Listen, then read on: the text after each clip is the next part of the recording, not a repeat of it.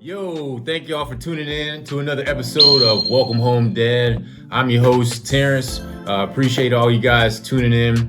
Today we have a guest on, a family friend of ours, Mr. Jackson, aka Rev Jackson. But you guys already know what we're gonna do. Mr. Jackson, I'm not gonna ask my normal top 5 questions. Just gonna ask you some normal icebreakers, just to kind of get to know who you are, and maybe here or there's a little humor. So question number 1 to you. When it comes to sports, right now, are you watching any of the March Madness going on? I have not been watching any of the March Madness. I enjoy basketball. I'm not a big basketball fan. As far as collegiate is concerned, I am a New York Knicks professional basketball fan. Being a native New Yorker, I have to give them some kind of prep inside of there. But predominantly, I am a staunch football fan, whether it is regular NFL or collegiate or anything with a football in it. I'm interested in that predominantly. Yes, sir. Well, he said he's a football fan, ladies and gentlemen. But this is March Madness. This is the only time you guys literally hear me say this. Go Gators this year. I'm in agreement there. Okay, so hey, what to tell you? So we got some basketball, and like I said, that's the only time y'all gonna hear me say Go Gators. So shout out to the boys at UF doing their thing. Let's do it. But on the norm, you already know what it is. Good Florida State. Another question for you. What is, I guess you would say, a favorite meal of yours? Like, you could probably eat it all the time. Favorite meal for you? Again, being a native New Yorker, the top of our list is pizza. That I can eat for breakfast, lunch, or dinner, and have done so. Prepared pizza from scratch. Although I'm very comfortable from a culinary standpoint, I can pretty much cook or bake just about anything culturally. Italian food's been a predominant thing, but I do have a Caribbean allegiance that I kind of stick to, and as well as Hispanic food. So, because I'm a lover of good food. Yes, sir. And I like food to look good as well as taste good. So I want you to be able to see it, and then you're going to say, "Wow, when's that going to be ready?" And then when you taste it, you're not disappointed. Yes, sir. So the man here loves good food. So just as he loves good food, I love good food, and I love to eat good food too as well. But once again, if you love good food, you love cooking good food, you're gonna enjoy this episode here today. And if this is your first time joining in, make sure you go ahead and click that very first episode on the introductory of what Welcome Home Dad is. Like I said, my name is Terrence. I'm gonna be your host for today. Actually, the host all the time. And then we have my guest here, Mr. Rev Jackson. I'm gonna actually let him take over and introduce himself, give us a little background on his history and his upbringing. As you already know, he's a native from New York, but we're here in Florida. So Mr. Jackson, go ahead and turn it over to you. Okay, and once again, Terrence, thank you so much for having me on. I just enjoy reaching out to the public, and as I said aforementioned, I am a native New Yorker, and coming originally, family was in Harlem when I showed up on the planet. So, a lot of history there, and then I ended up moving to the other boroughs and finished growing up there and schooling, and then left there and went different places. I grew up in a very tough era of our country where there was a lot of racial divide, and when the desegregation of schools was really being implemented, I was a part of that. So there were some very, very difficult times. There was the coming up the end of the Vietnam War, and so all of the casualties that were happening, and there was devastation of families because the brothers and the sisters and the moms and the pops that left as those individuals to go fight a war that most of us felt as though we should not have been engaged in, and have a benefit for. but there was still some patriotic duty to the country that they went out to serve. And then we saw, the aftermath of it when those that came home, and I have older siblings actually three older siblings that were of that particular era. I was at the end of it, so unfortunately, by the time I was coming out of high school, they stopped shipping, stopped the draft, the war ended in like 75, and it was just a difficult time of making adjustments, of understanding, of learning. A whole big culture explosion that happened. Of course, that was the era of the 70s, was the era of the disco, and everything of that nature. So, it was the most interesting time that was growing up. And felt a little disenfranchised as a young person, having battles on all kinds of fronts, and just trying to gain an identity. So that's what helps me to be in touch with generations after me. I know what it's like to have to fight for identity. And then when you can look in the mirror and you see a face in the mirror, but you really don't have an identity to attach to that face, if that makes sense. Yes, sir. Now, growing up in obviously the different era, and obviously we appreciate your siblings for serving, and then of course, and then just those different trials and tribulations. Granted, some of those things that you spoke of still exist right now in our day and time. Now, I know you said you had siblings. How many siblings, including yourself, did you grow up with in your household? Well, I grew up alone because I ended up living with family. My siblings were actually in another state. They went along with my mom to another state. Okay. And then there's a couple of siblings born after me. So there's a total of 9 individuals that were birthed by my mom. And so one, died after birth. And unfortunately, so all guys, one girl that was in that. And so I kind of grew up as an only child. Okay, gotcha. Yes, which made it extremely difficult, particularly in the communities that we were in and what we call the projects, the kind of thing where you had the average household had, 3.5 children. I don't know what the 0.5 was, but I guess they had a mini kid. I don't know the situation that was going on, but you only had certain apartments that had, one child. So the people that raised me, which was in our family, weren't aware of those kind of challenges that you face when you're dealing with that type of an environment. And it became extremely difficult to have a healthy childhood. And, so we understand, again, when that goes back to that identity thing, goes back to being disenfranchised in community, and because of the busing and all the things that happened, and they didn't what we call the projects. So my set of buildings were like 8 apartments per floor, 16 stories tall each building, and there was a cluster of those buildings, and then there was a cluster of other buildings, and there was a cluster of other buildings. And for some way that they did the zoning where they pull a certain section, not all of the projects, they pull a certain section of the projects to go into the busing program. And we got shipped over to the schools way across town, which was, predominantly Caucasian areas and so on. And again, you're talking 60s, you're talking into the 70s, where it wasn't the most welcomed of ideas, because it was a newer thing. And it wasn't as welcome by either side. And so we got caught in the middle of all of that. So it became very difficult. As a childhood and what have you. Gotcha. So one thing I did want to ask, because you kind of brought it up, was the upbringing. Now, I know you said that your brothers and sisters grew up with your mom, and so you were an only child with your dad at the time? I wasn't with my dad. My dad stepped out of the picture. Okay. So I was raised by what we would consider my mother's aunt and uncle. Okay. So that was what they took me in.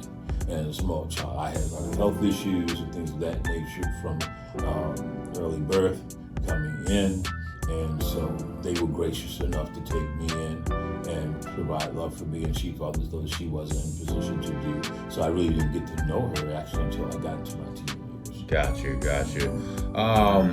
Now, in the neighborhoods that you're in, obviously you stayed in New York from that time of younger childhood all the way up through high school, or? Okay, gotcha. So now, could you give us a little briefing on how your childhood was growing up? Just a little story. I know you probably got a lot for us, but just a little story to let us know what the young Jackson was like growing up. What's the statute of limitations again? I don't have any in here. For those who review this video, we've been looking for him. Yes, sir.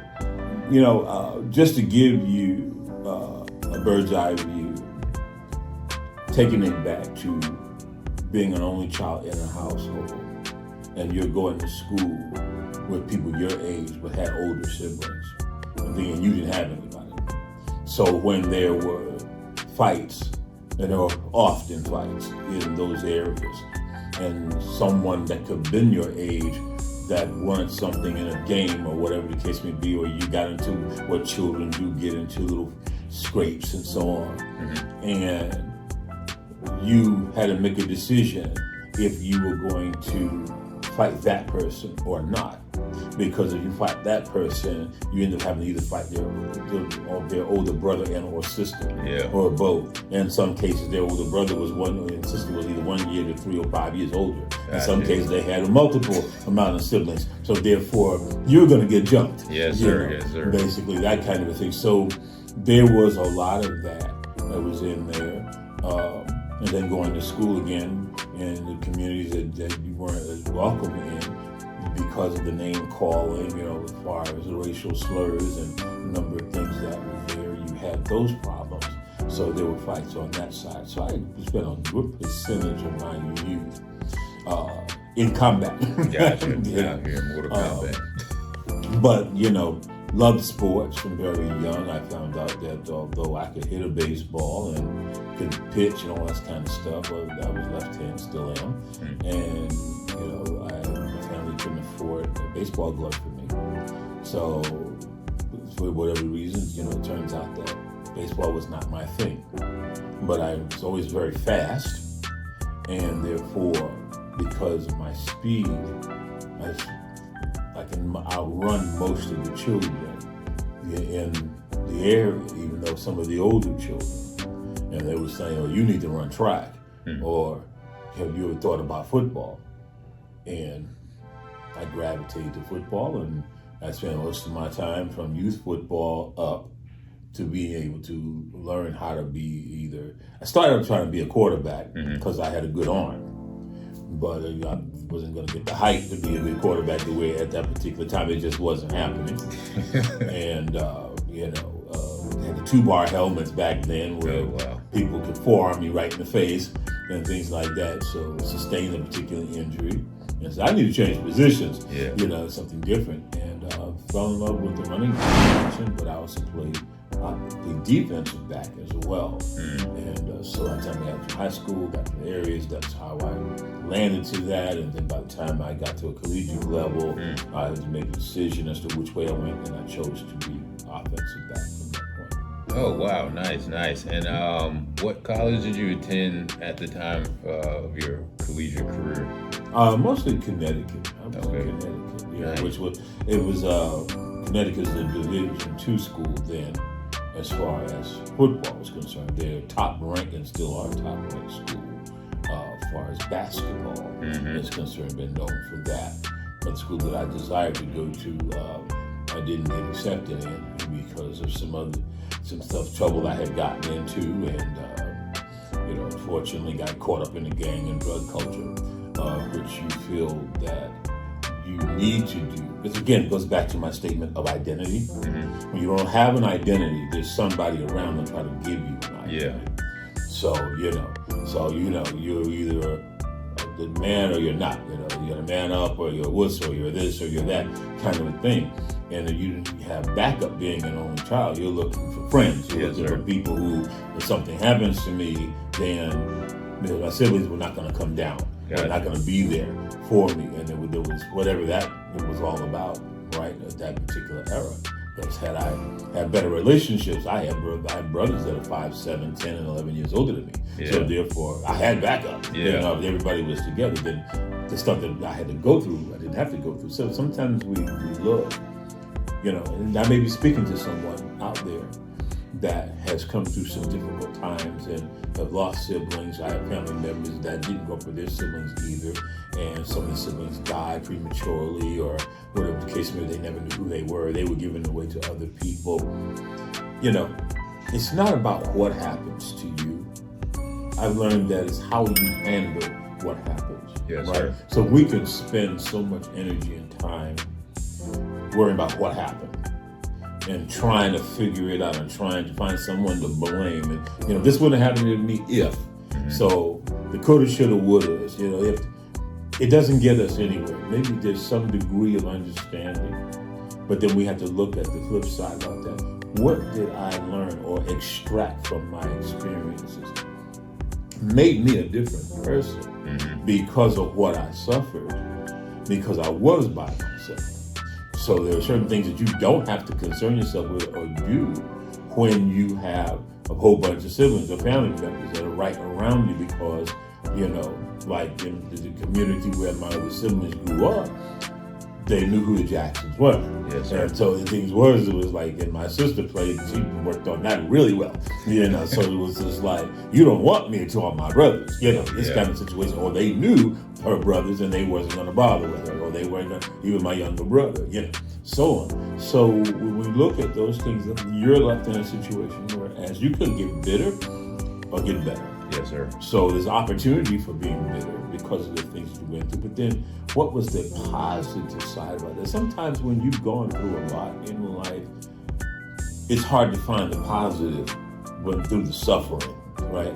But I'm, you know, as being a clergyman, so my position is going to be, you know, that we say Romans 8:28, all things work together for the good. As horrific as some times have been, some things that where I've had some life-threatening experiences and things of that nature, things gotten into that. In fact, I believe it was the hand of God that was watching over me, because I wouldn't be here today if what happened, where I was at, if that actually went through, that took place. So my belief system is different. My view of people is different. You know, and I think that's what separates a person, because I believe that all things happen for a reason. So it prepares you for the future. So I had to go back and sit down and get real with myself, because I'm going to be very honest, that there was a time that I was very bitter. Yes, sir. And downright hateful. Mm-hmm. And so I used that bitterness and that hatefulness to turn into rage to fight with. Gotcha. So it made me warlike. You know, that I was looking for a reason to fight. You know, I didn't start one, but I was looking for a reason for it. So you want to, I'll accommodate you. You know, kind of a situation. So you got the attention of other people, and they go, oh, okay. And that really wasn't a good idea. Mm-hmm. But the thing is that there's a mental toughness that you can develop that will carry you to other places, not making you better than anyone else, but taking you to a place of secureness in who you are. You become very introspective, if that makes any sense. Yes, sir. Yes, sir. So you talked about a lot of great points in your story. And one of the ones that kind of stuck out was when we get in trouble or when we find ourselves in different situations, we always look at the negative, but we never try to take away the positive that the situation brought to us. And even myself, I've had to sit down and reflect and say, okay, well, I just got out of this situation, but what did I learn? Or sometimes I'll find myself questioning, well, why did I have to go through this just to get to this part of my life? But like you said, all things work together for the good. And now in that, it was a question that popped up in my head. Would you say that if you had your father around or your other siblings around, would you have made some of those decisions? Because I know there was a point that you brought up that you're looking for an identity, because being a single child, and I can relate somewhat. I was a single child. I mean, obviously I am still a single child, but I can relate to that. It is a point where you're like, man, I have an identity, but I want to hang out with these people here. Or I want these people to be like, oh man, I like this guy, blase, blase. Would you say that if you had another male figure around, would you have made some of those decisions that you made during that time that got you in trouble? I'm chuckling because my father was involved in organized crime. So I probably would have been worse. Because, I didn't get to meet him until I was a teenager. And that was just a wild time for me because found out that, I'm actually the third. So therefore, he was junior in his father. And then I found out about the lineage. That was there and went, whoa. It would have been very different. And it's kind of strange to say this. I almost thank God. And someone say, how do you almost thank God? I love him, but I almost thank God because for so long, I knew when I found out about him, I knew what he did, what he was involved in. And interesting enough, that the things that he was a professional in, I was becoming an amateur in. I had never known him and didn't know anything else. So there was some kind of connection there, ties, blood ties, and on that things just flowed in there. There were certain things that was natural to me that I found out that was him later on. So had he been in my life, he would have saw that and he would have made me do things because I was Johnny. Yes, sir. So was he. Okay, so therefore, even though I was not the older, so I'm like number seven in line, right? So therefore, the thing would have been, because of who I was, he would have looked at it differently than when we did meet. He did things with me that he didn't do with any of the others. Gotcha. And showed me certain things and whatnot, and let me into his world. And that was right after I received Christ as my personal Savior. So I thank God and respect that he didn't let me get to him as early as I would have liked to have. Particularly by the time I was 13, 14 years old, I did stuff that people hadn't done by the time they were 30.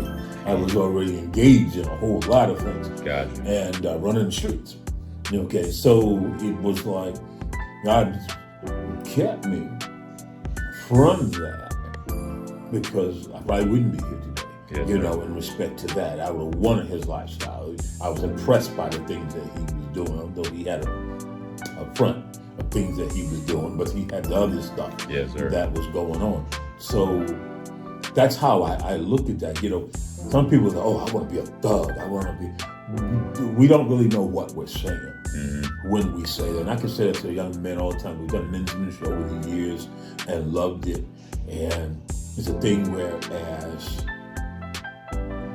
sometimes I will say that it's better that you get what you need more than what you think you want. Yes, sir. Sometimes we think we want a certain type of individual, a certain type of machismo or whatever the case may be, a gang dude, be around, what have you. But what is that going to mean for you? You don't know the life that they lived. You don't know what pressures they were up against. It's not easy to have your life on the line. He couldn't sit by a window at certain times. And I remember one story when I was at his apartment And I was sitting by the window, and he was happened to be in the kitchen. And he was also a phenomenal cook and baker. And he came down the hallway, in what we used to call the row apartments in New York. With long hallways, everything was on one side. And he saw me. He said, "Get away from that window." And, I went, phew, I went out the window. What happened, kind of a thing. Because he said, somebody might think you're me. Gotcha. And I'm, what in the world? Yeah, dangerous, man. Part of me was impressed, and then we started connecting on stuff together. And he started showing me stuff. And so, but my heart had already been dealt with by the Father of all fathers, the sovereign Father God, that began to deal with me, to give me a bird's eye view of who this person was, but at the same token, a disdain for who he was. That this is not what you wanted to be. Had it been even just 2 to 3 years earlier, I would have sucked it up like butter. Yes, sir. When you say that you watched your father with certain things and you wanted to have some of the stuff that he had, and are you talking like materialistic type of things? Or are you just saying that you wanted to live the same lifestyle that he was living at the time? It was more of, because I'm a young man, I was still a teenager, and it was more of the clout that he had. Clout, you know the word clout? As they would say, the influence. People, as a young man, seeing people jump when he come around. Gotcha. Knew that he was there, didn't bother him, had an idea what he was connected to. And, if he wanted you taken care of, he was done. It was a wrap for you. Yes, these kinds of different things. And, wherever we would go, in particular areas of the city, they would, hey, Jay, hey, or something, different names that they would call him. It was all out of respect and honor for him because of the fear. But he said something to me once. He said, it's better to be revered than feared. He says, because when people fear you, they will seek to kill you. And so, it was like, okay. I had to go look that up and get the thesaurus and something, got to figure out what all that means, right? Because, at that particular time, it looked good to me. We'd go places, we'd find food any time that we go, what have you, and it was meeting all kind of people that were, most people you do not want to meet. Gotcha. Right? But I enjoyed that short period with him. I actually was entering into ministry at that time as well. And so I started traveling back then, and didn't get to see him as much because his day job, he was a professional baker, and he got a contract to work throughout what was called the Adirondacks of New York, or the clubs, the fancy clubs that the Rat Pack, which was Dean Martin, Frank Sinatra, Sammy Davis Jr., Joey Bishop, some of the others used to travel and perform at. Jackie Gleason from the Honeymooners chose. He would be the one that got contracted to prepare all of the baked foods and things, the cakes and the pastries and the things, knowing what the different ones like, and he would show up and he'd get prime money for that. As I got older, I found out how he got the bills, how he got his contact, because he worked when he wanted to, and he would come in, he would get up 3 o'clock in the morning, and he would get in there because they wanted stuff made fresh every day. Yes, you really did not want to go to one of those people's tables. It was something that wasn't fresh. Gotcha. That was not a good idea. Yeah, definitely would have been a good turn. You'll be swimming with the fishes. But of course, though, they don't never exist. That's not real. So that's the kind of a thing. So that builds a certain mentality. And I don't believe this is an accident that we're speaking about this, because I believe that there's some young person that's going to see this, and even today, you're thinking about following someone. You may not have your natural father. The gentleman who raised me was a good man. He was a World War II decorated veteran Buffalo soldier who talked about being in a foxhole fighting against the Germans, and he did not get out that foxhole for a year. So he didn't change clothes, his boots, they had to probably almost peel his boots off because you didn't get out and go take a great shower. You weren't going to a hotel and things of that nature. So a man of character and integrity. That's what manhood has too many definitions. It seems like women kind of find themselves, but men are fighting for identity even in this hour, in this generation. Unfortunate for the absentee fathers that are in our society, and we're believing and trusting that there will be a healing in that. But there's got to be somebody that's of character and integrity. They may not have a lot of money. They may not have a lot of great credit. They may not be driving the fanciest of vehicles, have the biggest of jobs, or own multi-million-dollar corporations. But what you're looking for is that core person. Mm-hmm. That man I knew would always tell me the truth. That man was the man who would tell me, do the right thing, boy. You got to work harder. You got to study twice as hard as others to get the same thing. You got to go to work. You got to do certain things. And kept me in line. He was the strong, silent type. He wasn't a big guy like my father was, and he didn't have the athleticism my father had. My father actually, and he was a Navy guy, and he actually was a sparring partner to Sugar Ray Robinson of that era. So he was quite the boxer and things of that nature. But when you look in comparisons of different things, you find out in life what's more important, and that would be my message to you. Gotcha. And those are all great points. And yet again, welcome home, Dad. Like you said, whether it's single, married, divorced, young man, mid-teen, mid-20s, whatever the case may be, older gentlemen, we're all here to learn from each other. We're all here to take accountability as well. And whether, like you said, you didn't have your father in your life, but you had someone else that kind of gave you some guidance, and always made sure that you were supposed to be doing the right thing. Now, as you start getting older, I know you said that you were into the worldly things, but later on in life, you started stepping into the ministry. And currently you're still in ministry as well. When did you say that you actually started just full blown on into ministering, preaching, going out, and whatever it is that you were doing at that time up until now? Like, how did you know that was going to be your calling?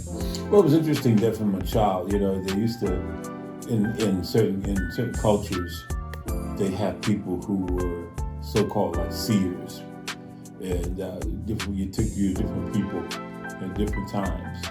And from the time I may have been 7 or 8 years old, I remember this woman. She was we used to get on the train, bus to the train, and get on the train, go over to the Bronx somewhere, see this woman, and almost like the Matrix, I guess it was like this person that knew. So she looked at me and she would go, "Oh, he gonna be a preacher one day."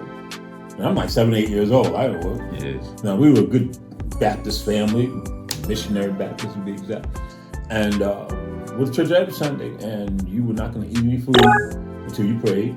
You said your grace.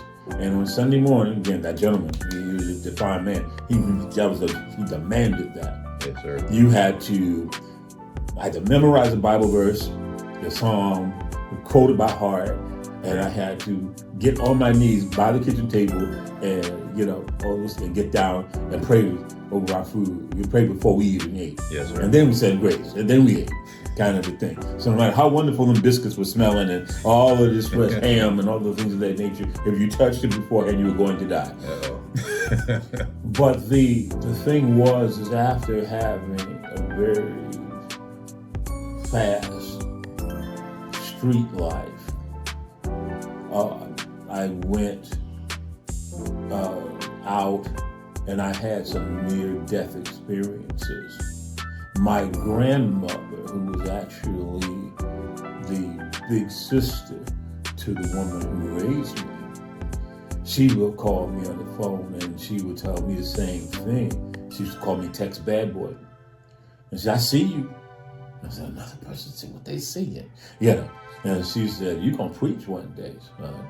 And I ended up in music. I loved music very much, and the DJing and the partying, and my goals, again, lining up near what my father was like. And so I was looking to be a DJ. I wanted to be a nightclub owner. I wanted to get to do certain things in the nightclub, through the nightclub, kind of a thing. That was my plan. Yes, and I was going to have nightclubs across the country, which actually one of my father's sister had juke joints. They called them juke joints.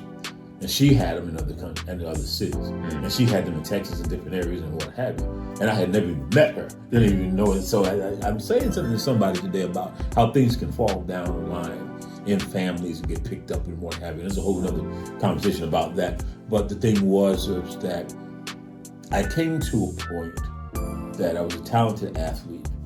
And I really thought that I was going to play football, make money in football, go to the pros. That was my desire, to be a professional athlete. And go to the pros and make money and open up nightclubs and do whatever the case may be. It was going to be my parallel life. You know? So Mike Vick wasn't the only person that was involved with some stuff that he shouldn't have been involved in and was moving forward. And I did it in at one point where I blew everything that I thought it was going to happen because of drugs and alcohol, because of a lifestyle that I had adapted to. And I was told by people, you don't have to do that. Why are you doing that? You know, and it just like it didn't register. And some of you young people today, you know, it don't register to you. Yeah. You think you'll live forever. You think you're gonna be young forever, and I promise you, you're not. And you know, so it got to that particular point where I had my Damascus Road experience, where I thought my life was going to be over, and I remember saying that I surrendered my life to the Lord because it got to a point that I couldn't play football anymore, and I lived to do that. And it got to that situation where I just wanted to end somebody else's life.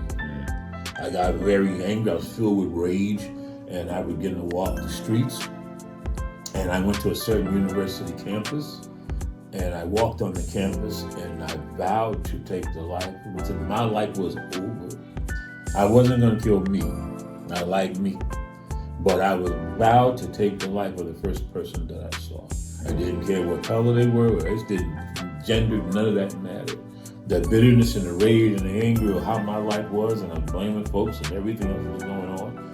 And I got to that particular point. But again, God. But God. That's that those preachers that'll see this, that's a but God message. You can use that. And kept me from going forward. I couldn't find anybody. Yeah. And it was during school year, campus, thousands of students in this campus. Okay, it was a major university in this country. And I had been on the university campus before chasing girls. Yeah. So I knew the campus. And couldn't find anybody. And walked. I couldn't get high that night. I couldn't party that night. Nothing was working. I couldn't drink. I couldn't get drunk. I was trying everything. Nothing was working. And I believe it was the strong arm of the Lord reaching out and says, "Time, I want you." Like Uncle Sam back in the days of the military, whatnot. I want you. Yes, sir. And so I believe it was the sovereign hand of God reaching out to snatch me in. And I couldn't find anybody. And I went home. And I went to my bedroom. I sat in the closet. I was so disgusted with life. And I looked on my nightstand, and there was a Gideon's New Testament Bible. To this day, I don't know where it came from. And I remember my family said that they didn't put it there. They didn't know anything about it. And I'm like, wow. I went to the back. It used to be the 7 scriptural steps of salvation. I went to the back of it. I looked at it, and I gave my life to the Lord. I knocked on my mom's door. At this point, I was with her, and I let her know. I said, "Hey, Mom, I said this. I mean, now what?" Yeah. And she said, "Did you mean it, son?" And I go, "Yeah." Kind of a thing. She said, "Oh, praise the Lord." My mother was very, very, she was very lady, very, very feminine type lady. And it's okay, now let's go back to bed. And you got to go to church on Friday night, and you make your public confession of your faith. Good night, son. Yeah. So, back to sleep. Because it was in that morning, but I woke her up, and which that was a no-no. But she left me to deal with that, and that was the beginning. And the next thing I know, we used to have the testimony services. And as soon as I would give a testimony, young man, you just gave your life to the Lord. Why don't you get up and testify? And every time I opened my mouth at a certain point, I started preaching. Yeah. And I couldn't stop. Gotcha. As you have a testimony, I couldn't stop. Yes, and sir. what have you. They said, oh my Lord. And that was the beginning. Nice. And to this day, I guess, how many years have you been? Over 45. Over 45. That Started in 1977. So Yes, I can sir. do the math. 1970s. I wasn't even, yeah.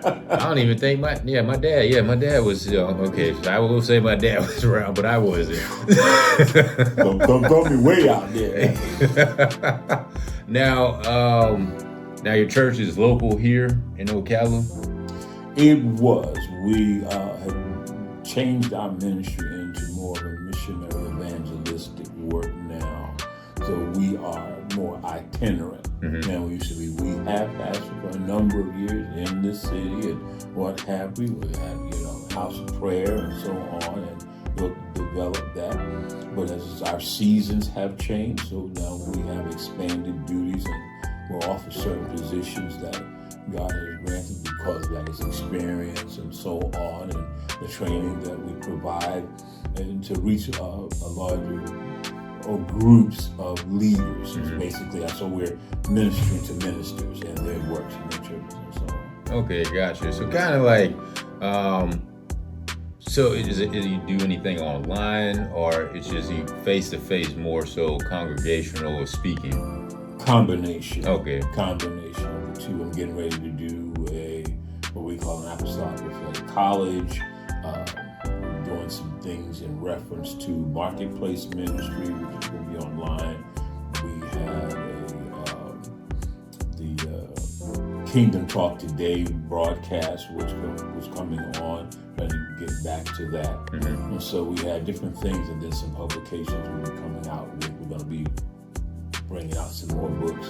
Our target in the area of development is spiritual development of people, helping people to find their place in God, get their strength in God, Yes, sir. to address things that the church doesn't address. And it's not any slight against the church. Why I say it that way is because there are areas that we will go into, that we can release to go into in conjunction with the church. We're not against the church. We're flowing with the church. But we have areas, let's use this terminology, so specialties. So I'm a firm believer that the body of Christ, what we call it, is like the military.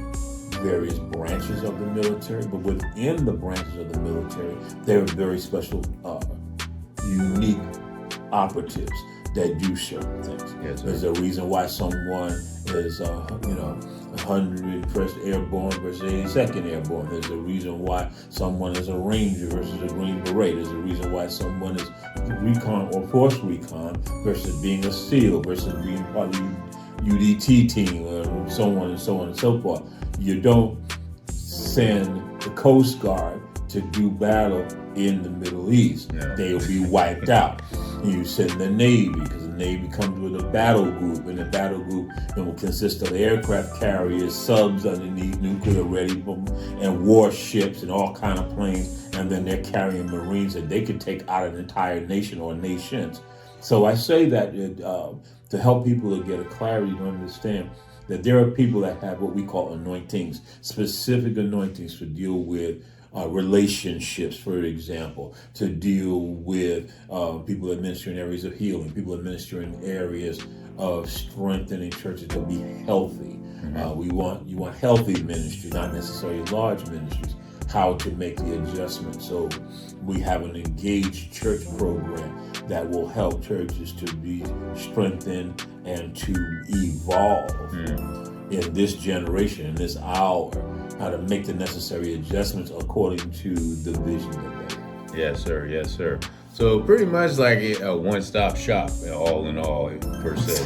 A one-stop shop. Hey, that's the way. That's the best. You need eggs, we got eggs. Hey, You need a hat, we give you. That's the best way I can put it. A one-stop shop, all in one for the glory of God. That's the best way that you can put it, and educating other people, and then, like you said, spiritual growth, which is very much needed, especially in today's world.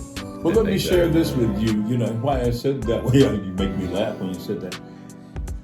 All churches don't have a men's ministry. Mm-hmm. Okay, they have men, but don't have a men's ministry. Yes, sir. Every pastor does not have an anointing for men's ministry.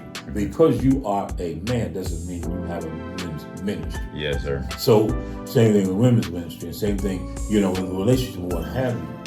It is to the advantage of the local body to bring someone in that is neutral to that ministry, that can address a pain point of the ministry. Yes, sir. To help the ministry evolve. Many ministries know how to build in width, but they don't build in depth as far as being healthy and being strong. There's a large problem in the church world as far as since COVID, many using COVID as excuses of why people don't come back to church. But we have to, all of us had to reinvent ourselves or learn how to evolve to be healthy. Yes, sir. So that's one of the things that we're bringing 40 plus years of experience in church planting, evangelism, you know, domestic foreign missions ideas and different trainings and things of that nature, pastoral counseling and so on, that we can share with to come alongside of the ministries. And that's where we are at this stage of our life, because we walked through all of those areas and we've had relationships through all of those different areas. And, you know, and I'm not the only one that God used to do that, but, you know, I'm grateful. Yes, sir. Yes, sir. And like I said, that's a blessing, and that's something new to me as well, as I'm always continuing to want to grow my spiritual growth. I feel like a lot more men, whether they're in a high place, low place, still need to have that relationship with Christ. Everyone needs to have that relationship with Christ, but like you said, the solid foundation and the depth of the ministry is what's needed really right now, and it's always going to be needed. Now, I know, like I said, great history of you playing sports and then wanting to, live a little bit of the lifestyle that your father had. Now you're into the ministry. Now, I've read in your email, your briefing of your family background, 3 kids, and you have 10 grandkids, correct? 10. I know 2 of them, so. That's like 4. Yeah, so I know 2 of them, but now, who overall, right now, who is Grandpa Jackson? Does he get to see everybody, or is everybody spread it out? They kind of spread it out, and that's a challenge because the other children are busy professionals, and the one son, he has 5 of the 10, so and he has the 3 boys and 2 girls, and my other son has 3 of the 10, and the boy and 2 girls, and he has the oldest grandson, which is so they range in age from soon to be 18 down to age 1, Wow. all the way across the board on that. So 5 boys and 5 girls overall. So it's a little bit of a challenge because of the life that I have and the travel that I have and the scheduling and what have you to get to be there with them. Sometimes over the holidays, different times we try to get there if it's special events because of the distance that they are from me. But one thing that I try to do is keep up with who they were. Say again, because of what I lived through, I know what I didn't get. You can have someone in the home that's there but you don't feel their presence. Yeah. You can see they can go through the role of things. And so I've learned how to be a hands-on father. It was my goal. I played with my children and spent the time with them and played games and laughed and went in each one of their bedrooms and spent the time there as much as I could and find out what their interests were and what have you. I was not a perfect father and made a lot of mistakes in that. Didn't have no daddy guide, you know. One of my favorite people is Tony Dungy, who did all Pro Dads. And, it was very, very powerful work and whatnot. And he was just, he's an amazing man. So we all have somebody that we can learn from. But fatherhood is ever evolving. And you're going to make mistakes. Some have made mistakes. Try to learn from your mistakes. And sometimes you're going to pay heavy prices emotionally for mistakes that you've made, decisions that you've made. But sometimes the children don't understand decisions that you've made. Sometimes that, you made decisions in your own emotions and your feelings at the moment, kind of a thing. But you end up paying for that decision that you made in the moment. And you're like, oh man, why did I say that? Why did I do that? Yes, sir. And you can't get it back. And sometimes, the voice that speaks the loudest is the one that gets heard. And this is something to go out to women as well as men. If you have the custody of the children, don't disparage the other person that's not there with the children. Because that voice speaks the loudest. And they're formulating their opinion. They don't have any other opinion. They don't know. So they're going to formulate an opinion based on what is said. And if you're being negative or what have you, you're hurting their future. Because whatever happened between you and that other person, as I remember before, so whatever happened between you and that person happened between you and the person. So it was something that it wasn't intended to damage or hurt the children. Unfortunately, children get caught up in bad situations. Yes, sir. When there's identity crisis, our relationship crisis, what we were like when we first came together versus where we are, kind of a thing. Do we go together or go apart? This type of thing. And what's the understanding? What is the acceptance? As you get older, you learn what you're willing to tolerate. You learn, you pick and choose your battles. You can see things and it's like, I ain't not gonna bother with it. What, is it really hurting me? Is it really that serious? Nah, let me go. I'll go ahead and pick up that dish and wash it myself. I'll go load the dishwasher. Who cares? Kind of a situation. And maybe have a conversation where when you're younger, and I always joke when I minister relationships, because we have a ministry called Two in Love Forever Marriage Enrichment Ministry that we do. And in my 20s, I ate the bloody chicken. It looked golden on the outside. It was on the blood. It was fried chicken. Oh, I made fried chicken for you. And you bit into it. Blood's going everywhere. You're like, what? And even because I love you, and you just eat the chicken. You stop to But in your mind, you go, oh, this is disgusting, right? Now, I know some of y'all like that. Y'all wouldn't even do that. I'm not. But that's easy, right? So, but as you get older, babe, you get chicken back. You gotta do turn the heat down. You gotta do certain things, especially when you are a cook yourself, and you can do certain things. You learn. When I prepared holiday meals, I did over 95% of the meals over the years in my home. No matter what else that I was doing, that's predominantly what I did. Not because my maid couldn't cook, but it was something I loved to do, and I love to see people enjoying good food. Yes, sir. I love to make people happy in that respect and whatnot. And so it's a gift that I have. So people who come after me for my omelets, they come after me for my type of pancakes and so on. Sorry, IHOP, I stole your recipe. But, the different things. But you be kind to the person who doesn't do. If you find out what love really means, it's not an infatuation. You find out what it really means as you mature. You find out, you go look in the mirror, it's the old saying that you point a finger to somebody that's like forward pointing back at you. Yes, sir. So you look in that mirror, you're like, oh man, boy, you's a mess. Girl, you's a mess yourself.